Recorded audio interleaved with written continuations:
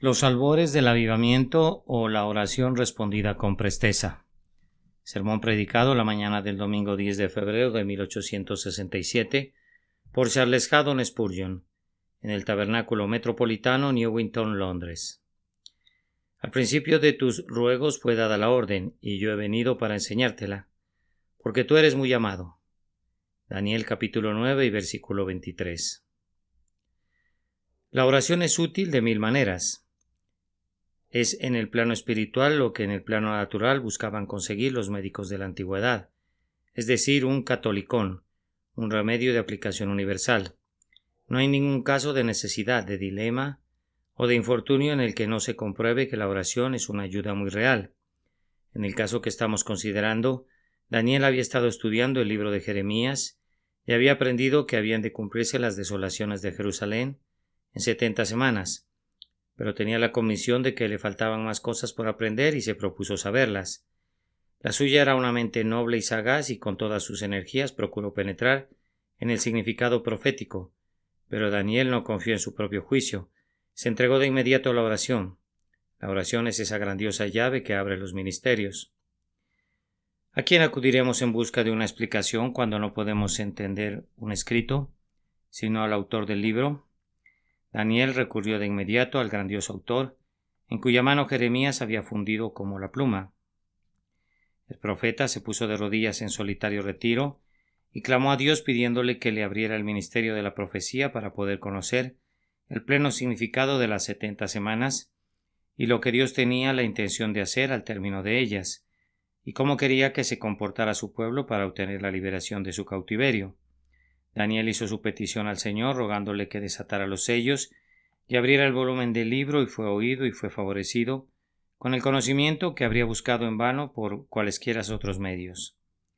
Lutero solía decir que algunas de sus mejores comprensiones de la Santa Escritura no eran tanto un resultado de la meditación como de la oración, y todos los estudiosos de la palabra les dirán que cuando los martillos del aprendizaje y de la exégesis bíblica no han podido desentrañar algún texto impenetrable para ellos, la oración a menudo lo ha logrado, y se han encontrado pepitas de oro ocultas allí.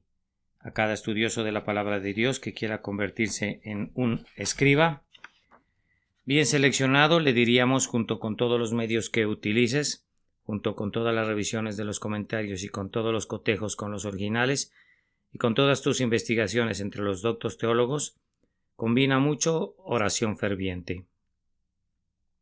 Así como el Señor le dijo a Israel, en toda ofrenda tuya ofrecerás sal, así la sabiduría nos dice a nosotros, junto con todas tus investigaciones y todos tus estudios, practica muchas oraciones. Tengan la seguridad de que la antigua máxima, haber orado bien es haber estudiado bien. Es digna de ser inscrita no solo en las paredes de nuestros estudios, sino en las tablas de nuestros corazones. Si tú colocas el libro de la inspiración ante tu ojo atento y le pides al Señor que te abra su significado, el ejercicio mismo de la oración será bendecido por Dios para poner a tu alma en el mejor estado en el cual penetrar en el significado que permanece oculto al ojo del sabio mundano, pero que es claramente manifestado a las almas mansas y humildes cuando buscan reverentemente la guía de su Padre Celestial. El punto particular en el texto al cual quisiera dirigir la atención de ustedes en esta mañana es que la oración de Daniel fue respondida de inmediato, mientras aún hablaba. Sí, en cuanto comenzó a orar. No siempre es así. La oración se detiene a veces cual suplicante a la puerta hasta que sale el rey para llenar su pecho con las bendiciones que busca. Se ha sabido que cuando el Señor ha dado una gran fe, la ha aprobado mediante largas demoras. Ha permitido que las voces de sus siervos regresen a sus propios oídos, cual eco proveniente de un cielo de bronce. Han llamado a la puerta de oro que se ha mantenido inamovible como si estuviera oxidada en sus goznes. Han clamado como Jeremías, te cubriste de nube para que no pasase la oración nuestra. Algunos verdaderos santos han continuado así, en paciente espera durante meses, y han habido casos en los que sus oraciones han esperado incluso años sin respuesta, no porque no hayan sido vehementes ni porque no hayan sido aceptadas, sino porque así le agradó a aquel que es soberano y que da según su buena voluntad. Si le agrada ordenarle a nuestra paciencia que se ejercite, ¿no hará lo que quiera con lo suyo? Los mendigos no deben ser selectivos en lo que respecta a tiempo, lugar o forma. Hermanos, no debemos tomar los retrasos en las respuestas a la oración como negativas. Los cheques postdatados de Dios serán honrados puntualmente. No debemos permitir que Satanás debilite nuestra confianza en el Dios de la verdad, señalando nuestras oraciones fallidas. Estamos tratando con un ser cuyos años son sin término. Para quien un día es como 1000 años, lejos esté de nosotros considerar que el Señor se retarda si medimos sus actos por la norma de nuestra diminuta hora. Las peticiones sin respuesta no son peticiones desoídas. Dios guarda un expediente para nuestras oraciones que no se lleva al viento, sino que son atesoradas en los archivos del Rey. Hay un registro en la corte del cielo donde cada oración queda anotada. Oh atribulado creyente, tus suspiros y tus lágrimas no son infructuosos. Dios tiene un vaso lacrimatorio donde se guardan las costosas gotas del sagrado dolor y un libro en el que son contados tus santos gemidos, y dentro de poco tu petición prevalecerá. ¿No puedes contentarte con esperar un poco? ¿Acaso no es mejor el tiempo de tu Señor que tu tiempo? En su momento Él aparecerá consoladoramente para gozo de tu alma, y hará que te despojes de tu cilicio y de la ceniza de la larga espera, y que te vistas de carmesí, de lino fino, de la plena fruición. Sin embargo, en el caso de Daniel, el varón muy amado, no hubo ninguna espera. En el caso de Daniel, esta promesa fue cierta. Antes que clamen, responderé yo. Mientras aún hablan, yo habré oído. Al varón Gabriel se le ordenó que volara con presteza, como si aún el vuelo de un ángel no fuera lo suficientemente raudo para la misericordia de Dios. Oh, cuán rápidamente viaja la misericordia de Dios y cuánto tiempo se demora su ira. Vuela, dijo, espíritu fulgurante, prueba el poder supremo de tus alas. Desciende a mi siervo que espera y cumple su deseo. Hermanos, los deseos de mi corazón y mis ardientes anhelos son que al principio de nuestros ruegos tengamos una respuesta del trono. Este es el principio de nuestras oraciones solo en un cierto sentido, pues la oración no ha cesado nunca aquí. Fervientes hermanos y hermanas han celebrado una reunión pública para orar cada mañana y cada noche durante los últimos meses, pero ahora estamos al comienzo de un mes de oración más especial, y yo anhelo vehementemente una pronta visitación de la gracia. Sería un muy bendito incentivo para nosotros, un estímulo para un ardor más intenso y un argumento para una mayor confianza en Dios, si fuésemos favorecidos igual que Daniel, para recibir respuestas positivas a nuestros ruegos en cuanto comenzamos a orar. Hablando de tal misericordia, es indispensable que consideremos 2 puntos. Primero, razones para esperar justamente una bendición tan temprana, y en segundo lugar, formas en las que deseamos ardientemente la bendición y la esperamos confiadamente. Primero, tenemos algunas razones para esperar que al principio de nuestros ruegos saldrá el mandamiento de misericordia. Tengan la seguridad de que las tenemos y somos encontrados en la misma postura de Daniel, pues Dios actúa para con sus siervos según una regla determinada. Pongamos en práctica un vigilante autoexamen mientras nos comparamos con el exitoso profeta. Dios oirá a su pueblo, al principio de sus oraciones, si la condición del suplicante es apropiada para ello. Es posible deducir la naturaleza de la idoneidad del estado mental de Daniel y de su modo de proceder.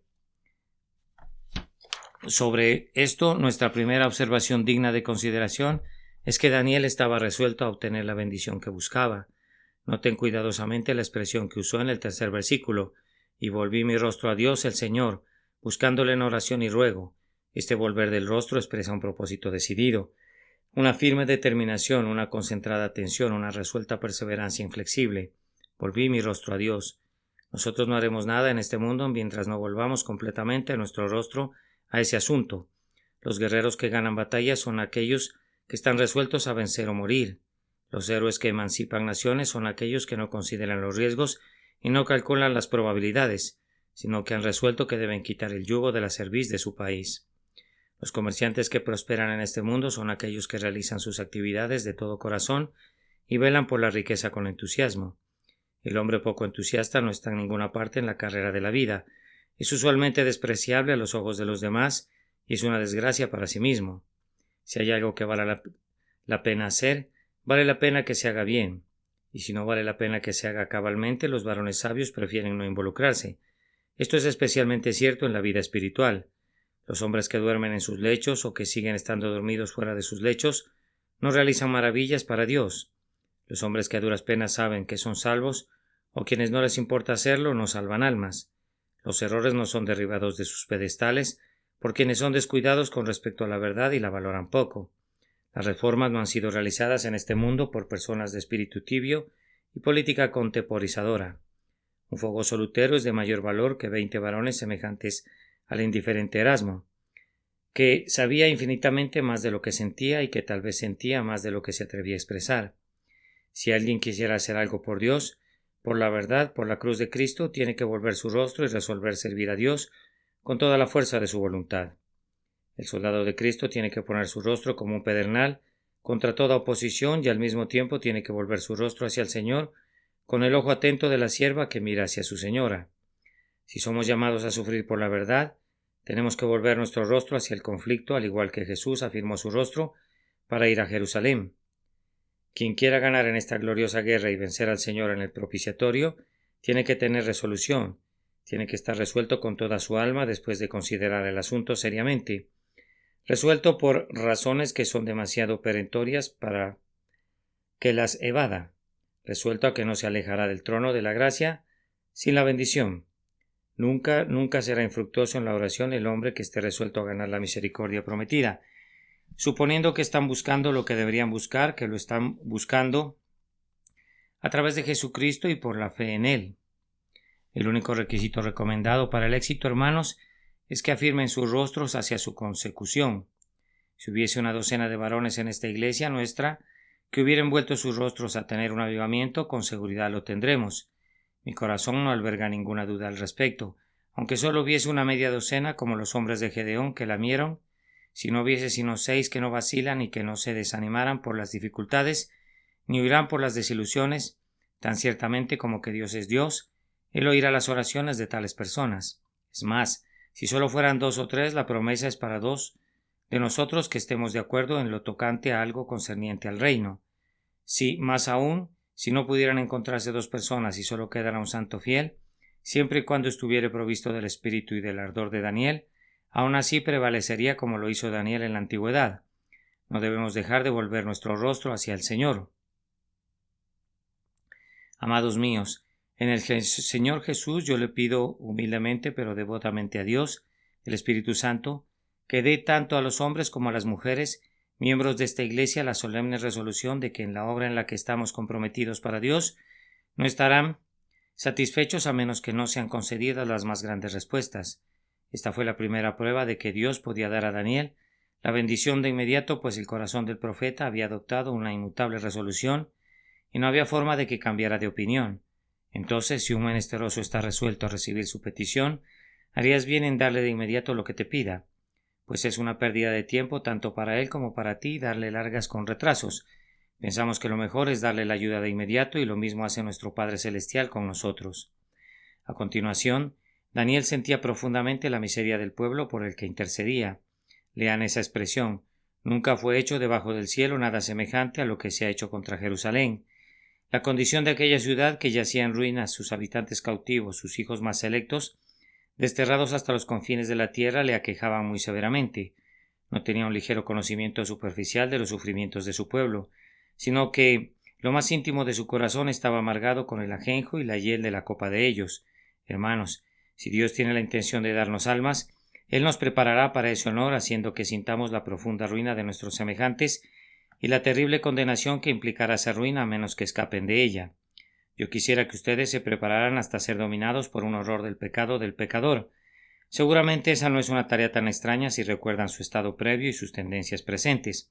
Cuán ardiente era aquel horno a través del cual pasó tu espíritu, cuando la mano de Dios se agravó sobre ti tanto de día como de noche. Hermanos y hermanas míos en el Señor Jesús, quiero que ustedes tengan una clara visión de la ira de Dios que amenaza a sus propios hijos, a sus propios amigos, a sus compañeros de asiento en la iglesia, a sus vecinos y a su parentela, a menos que sean salvados. Si pudieran insertar en su corazón, así como en su credo, la sincera convicción de que los malos serán trasladados al Seol, todas las gentes que se olvidan de Dios, si pudieran recordar que aun aquellos que oyen el Evangelio no tienen vía de escape si permanecieran en la impenitencia, y que si rechazan a Cristo no queda nada para ellos sino una horrenda expectación del juicio y del borde fuego, Si tu alma pudiera ser conducida a derretirse por el abatimiento por causa de los ayes de los espíritus perdidos, y por causa de que tantos de tus semejantes se perderán en breve, que estarán irrevocablemente perdidos como los otros lo están, más allá de toda esperanza o de todo sueño de alivio, seguramente te volverías pasmosamente denodado por las almas. Oiríamos oraciones de una naturaleza poderosa si los creyentes se identificaran con los hombres en su ruina. Entonces las lágrimas y los gemidos no serían tan escasos. Entonces sería algo muy ordinario que el alma se derramara en gemidos inefables. Cuando sintamos intensamente la necesidad del pecador, prevaleceremos con Dios merced a la sangre preciosa de Jesús.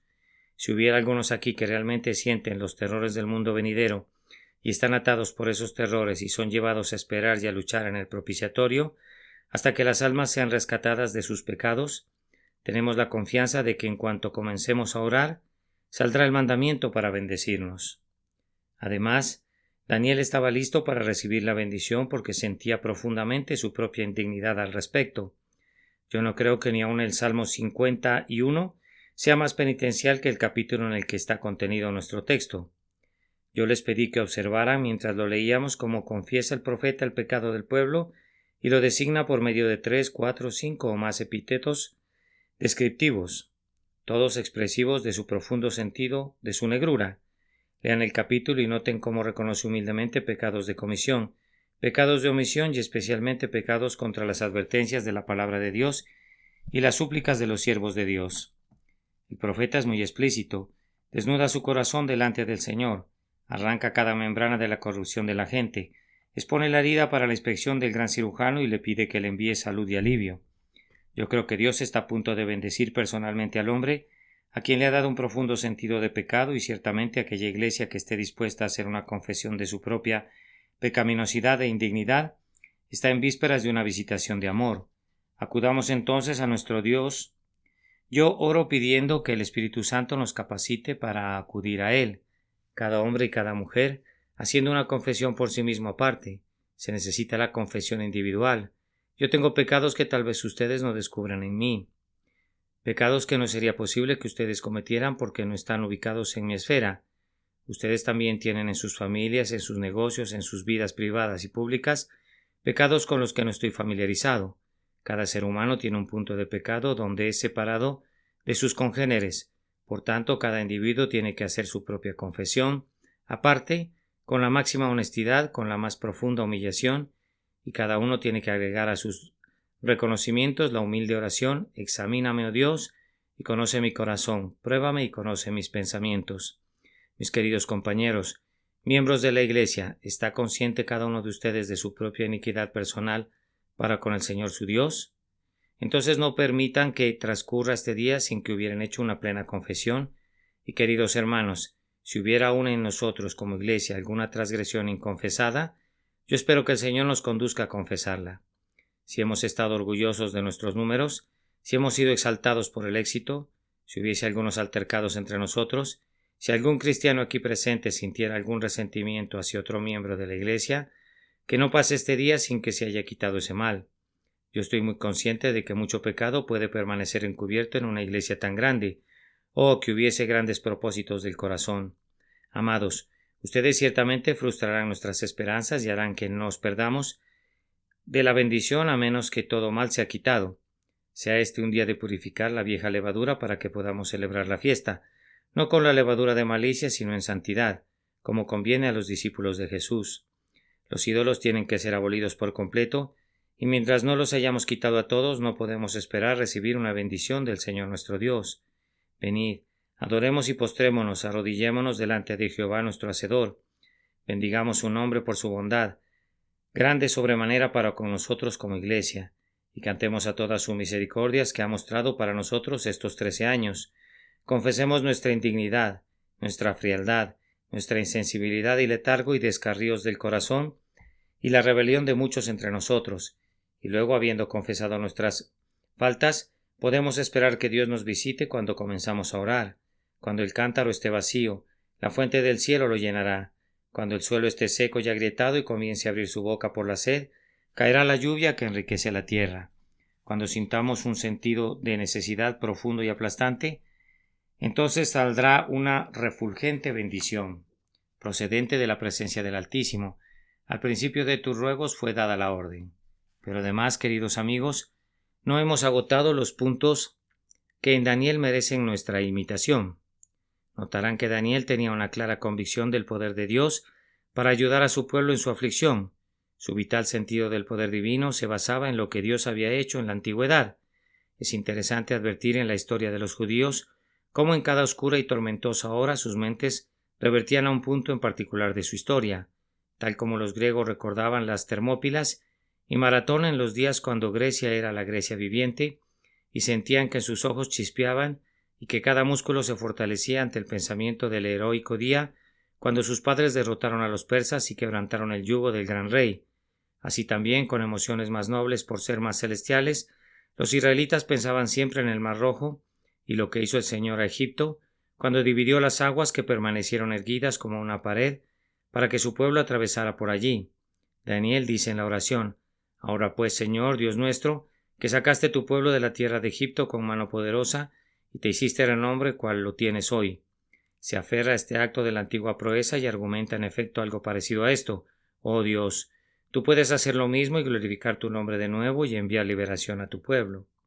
Hermanos y hermanas míos, en los lazos del Señor Jesús, ustedes y yo podemos extraer consuelo en este momento del hecho de que este Dios que dividió el Mar Rojo es nuestro Dios por los siglos de los siglos y es tan poderoso en esta hora como cuando echó en el mar al caballo y al jinete. Adoramos al Dios que ama ahora a sus elegidos igual que lo hizo en la antigüedad. Escrito está: hizo salir a su pueblo como ovejas y así nos conduce a nosotros. Él los condujo a través del desierto y los llevó al reposo prometido, y de igual manera nos llevará a nuestro hogar eterno. Oh Dios, tú que saliste delante de tu pueblo, sal delante de nosotros de la misma manera. Aunque el vaivén de las dudas y de los temores sea delante de nosotros como un mar, suprímelo, te suplicamos. Aunque nuestras iniquidades clamen detrás de nosotros, húndelas en el mar rojo de la sangre de Jesús. Aunque marchemos a través del yermo, danos el maná del cielo y que la roca destile vivos torrentes. Aunque no merezcamos ser visitados por tu amor, ¿acaso no somos pueblo tuyo y ovejas de tu prado? ¿No llevamos tu nombre? ¿No nos compraste con tu sangre? Llévanos a la tierra prometida, danos la herencia de tu pueblo y bendícenos con las bendiciones de tus elegidos. Nosotros también, si somos sensibles a las pasadas misericordias para con la Iglesia de Dios y para con nosotros mismos personalmente, estaremos listos entonces para recibir una misericordia presente. Pero además, el punto más aparente acerca de la oración de Daniel es su peculiar denuedo. Multiplicar expresiones tales como «Oh Señor, oh Señor, oh Señor» pudiera no ser siempre correcto. Pudiera haber mucho pecado en tales repeticiones por ser equivalentes a tomar el nombre de Dios en vano. Pero no sucede así con Daniel. Sus repeticiones salen con fuerza desde las profundidades de su alma. «Oh Señor, escucha. Oh Señor, perdona. Oh Señor, oye y responde». Estas son las ardientes erupciones volcánicas de un alma que se quema, que está terriblemente agitada. Es simplemente el alma del hombre que necesita un escape. Jesús mismo, cuando oraba más vehementemente, oraba 3 veces usando las mismas palabras. La variedad de expresión muestra algunas veces que la mente no está completamente enfocada en el objetivo, sino que todavía es capaz de considerar su modo de expresión, pero cuando el corazón queda sumergido enteramente en el deseo, no puede detenerse para pulir y dar forma a sus palabras, sino que se apodera de las expresiones más cercanas a su disposición y continúa sus súplicas con ellas. La mente turbada no tiene ansiedad acerca de sus usos del lenguaje en tanto que Dios los entienda. Daniel, con lo que los viejos teólogos habrían llamado múltiples reiteraciones, gime aquí a lo alto hasta ganar la cima de sus deseos. ¿A qué asemejaré los ruegos del varón muy amado? Me parece como si tronara y lanzara rayos a la puerta del cielo. Estuvo allí delante de Dios y le dijo: Oh Altísimo, tú me has traído a este Ulai como llevaste a Jacobo a Jaboc, y contigo pretendo quedarme toda la noche y luchar hasta que raye el alba. No puedo dejarte y no te dejaré si no me bendices. Ninguna oración tiene una probabilidad de hacer descender una respuesta inmediata si no es una oración ferviente. La oración eficaz del justo puede mucho, pero si no es ferviente no podemos esperar a encontrar que sea eficaz o prevalente. Tenemos que deshacernos de los trozos de hielo que penden de nuestros labios. Tenemos que pedirle al Señor que derrita las cavernas de hielo de nuestra alma y que haga que nuestros corazones sean como un horno de fuego calentado 7 veces más de lo acostumbrado. Si nuestros corazones no arden en nuestro interior, Haríamos bien en cuestionarnos si Jesús está con nosotros. Él ha amenazado con vomitar de su boca a los que no son fríos ni calientes. ¿Cómo podemos esperar su favor si caemos en una condición tan odiosa para Él?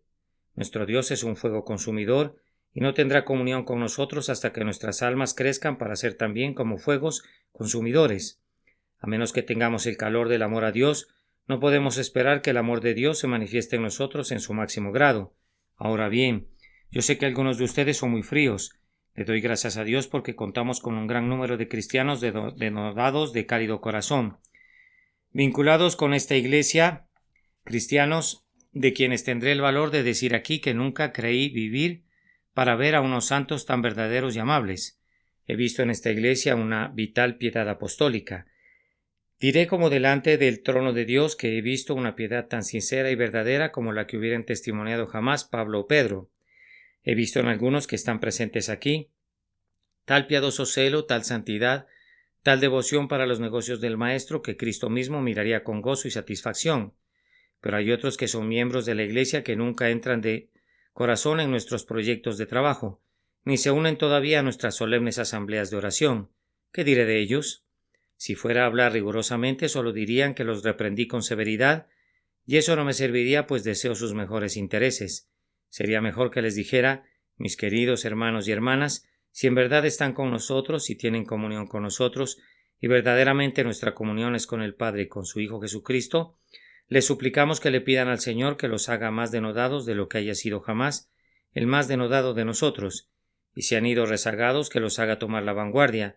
Si han sido tibios, ya sea en la generosidad de sus dádivas o en el fervor de sus ruegos, pídanle al Señor que a partir de ahora redoblen su paso, y que en el tiempo se les queda de vida, en ese tiempo hagan más de lo que pudieran hacer otros que previamente no han sido tan lentos como ustedes.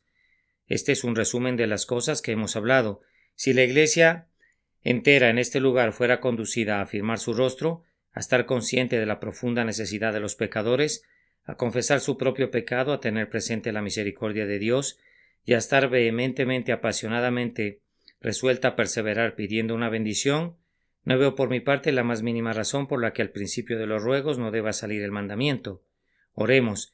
El Señor está dispuesto, esperando siempre para oír la oración, listo, cumpliendo sus misericordiosas palabras para ayudar y animar a los corazones fogosos. Hasta aquí llegamos con esa primera razón. Podemos esperar una pronta respuesta a la oración cuando la condición del suplicante sea como Dios quiere que sea. En segundo lugar, yo creo que tenemos la suficiente base para esperar una bendición cuando consideramos la misericordia misma. Si entiendo bien sus corazones y el mío propio, lo que buscamos como Iglesia es precisamente esto. Queremos ver que nuestra propia piedad personal sea vivificada y llevada a mayores profundidades, y queremos ver que los pecadores sean salvados. Bien, ¿acaso no es algo tan bueno en sí mismo que no podamos esperar que el dador de toda buena dádiva y todo don perfecto nos otorgue eso? No necesitamos pedirle al sol que brille. ¿Acaso su función no es precisamente hacerlo? Le pedimos a Dios que nos dé esta buena dádiva. ¿Acaso no es algo acorde con la naturaleza del Padre de las luces concedernos tales misericordias? Buscamos lo que es para el bien de su Iglesia, de la Iglesia que compró con su propia sangre. Un hermano comentó en oración en una ocasión que ninguno de nosotros dejaría que nuestro cónyuge pidiera repetidamente alguna buena dádiva, pero que se la negaríamos. Si estuviera en nuestro poder darle cualquier cosa bajo el cielo, sentiríamos que hacerlo sería nuestra mayor deleite. ¿Y acaso la novia, la esposa del Cordero, habrá de descubrir que su esposo es menos amable de lo que somos nosotros, pobres mortales malvados con nuestras esposas? No, si la Iglesia de Cristo le implora algo a su propio esposo, no puede recibir una negativa. Tengan la seguridad de que su regio esposo le dará conforme a su infinita plenitud. Lo que pedimos es para la gloria de Dios. No estamos buscando una bendición que nos glorifique o que exalte a algunos de nuestros semejantes. No ansiamos la victoria para las armas de un guerrero. No pedimos el éxito para las investigaciones de un filósofo. No buscamos nada que pueda redundar en honra para algunas proezas humanas o para la sabiduría humana. Buscamos aquello que pondrá corona sobre la cabeza de nuestro bendito Dios, y buscamos eso con el único y puro deseo de que Él sea glorificado. Por encima de todo pedimos lo que es valorado por el corazón de Cristo. Él es el amigo de los pecadores, vivió por los pecadores, murió por los pecadores, resucitó por los pecadores, intercede por los pecadores y por los pecadores reina en gloria. Y si venimos a Dios y le decimos por la sangre y las heridas de Jesús, por las aflicciones de Getsemaní y por los gemidos del Calvario, óyenos. ¿Cómo es posible que nos quedemos esperando? No, yo entiendo que si tal es la carga de la oración, recibiremos respuesta al principio. En tercer lugar, hay algo más que me anima, es decir, la naturaleza de las relaciones que existen entre Dios y nosotros. ¿Acaso no son estas unas palabras selectas, muy amado? Sí, tal vez dirás, es fácil entender por qué Dios envía una respuesta tan rápida a Daniel, pues él era un varón muy amado. Ah, ¿acaso tu incredulidad te ha hecho olvidar que tú también eres muy amado? Tú, mi querido hermano, como un creyente en Jesucristo, no serías del todo presuntuoso si te aplicaras a ti mismo el título de varón muy amado. Voy a hacerte unas cuantas preguntas que reivindicarán tu título. ¿No debiste ser grandemente amado ya que fuiste comprado con la sangre preciosa de Cristo, como de un cordero sin mancha y sin contaminación? Si Dios no perdonó a su propio Hijo, sino que lo entregó por ti, ¿no debiste ser grandemente amado? Déjame preguntarte acerca de tu experiencia. Tú vivías en pecado y te entregabas desenfrenadamente a los vicios. ¿No debiste ser grandemente amado por Dios ya que tuvo paciencia contigo? Fuiste llamado por la gracia y fuiste conducido a un Salvador, y fuiste hecho un hijo de Dios y convertido en un heredero del cielo. Vamos, eso demuestra un amor muy grande y sobreabundante, ¿no es cierto? Desde entonces, ya sea que tu ruta fuera áspera con problemas o llana con bondad, no tengo ninguna duda de que ha estado saturada de evidencias de que eres un varón muy amado. Si el Señor te ha disciplinado, no lo ha hecho airado. Si te ha hecho pobre, has sido grandemente amado en tu pobreza. Cuando considero mi vida pasada, sé que debo confesar mi indignidad y reconocer mi pecado de manera sumamente sincera. Y con todo me atrevo a sentir y a decir que soy un varón muy amado por mi Dios, pues Él me ha dado a gozar mercedes muy distinguidas, aun cuando no he merecido ni siquiera la más mínima de ellas, por lo que no puedo evitar decir, Él me corona de favores y misericordias. Yo me glorío en la entrañable misericordia de mi Dios con entera libertad, porque estoy seguro de que tú, amado hermano, eres también especialmente amado por el cielo. Entre más indignos se sientan ustedes, más evidencia tienen entonces de que nada sino un amor indecible pudo haber llevado al Señor Jesús a salvar a unas almas tales como las suyas. Entre más indignidad sienta el santo, mayor prueba tiene del grande amor de Dios al haberlo elegido a él y haberlo llamado y haberlo hecho un heredero de la bienaventuranza. Ahora, si hay tal amor entre Dios y nosotros, pidamos con mucha osadía, no vayamos a Dios como si fuésemos extraños, o como si Él estuviese renuente a dar. Nosotros somos muy amados. El que no escatimó a su propio Hijo, sino que lo entregó por todos nosotros, ¿cómo no nos dará también con Él todas las cosas? Ven audazmente, hermano, ven audazmente, hermana, pues a pesar de los susurros de Satanás y de las dudas de su propio corazón, ustedes son muy amados, y Jesús dice, pidan lo que quieran y yo se los concederé. ¿Quién rehusaría pedir cuando son sugeridos tales estímulos para nuestras mentes? Pero ya es suficiente. Me temo que voy a cansarlo sobre este punto y necesitaría mucho tiempo para el segundo punto. Pero como el tiempo se ha agotado, unos cuantos minutos bastarán. Oh tiempo de raudas alas, de buena gana te detendría cuando traemos entre manos un tema como este. Si hemos de ganar la bendición al principio, ¿de qué forma preferiríamos tenerla? Si pudiera haber cumplido los deseos de mi corazón, yo ansiaría una bendición para cada uno de ustedes. Yo quisiera que la bendición recayera sobre mí al principio para que pudiera predicar con mayor poder y orar con más fervor, y que mi propia vida espiritual fuera de un carácter más saludable y vigoroso. Desearía que la bendición recayera sobre ustedes, mis queridos hermanos diáconos y ancianos, pues en la administración de una iglesia como esta ustedes necesitan mayor gracia que la que les corresponde a los hombres ordinarios. Oro pidiendo que ustedes sean constituidos en verdaderos ejemplos para este rebaño, en verdaderos guías en este Israel nuestro.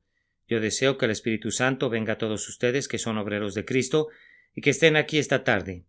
Que el Señor los bendiga, maestros de la escuela dominical. Que lloren hoy en sus clases, oren por sus niños antes de que comiencen a hablar con ellos.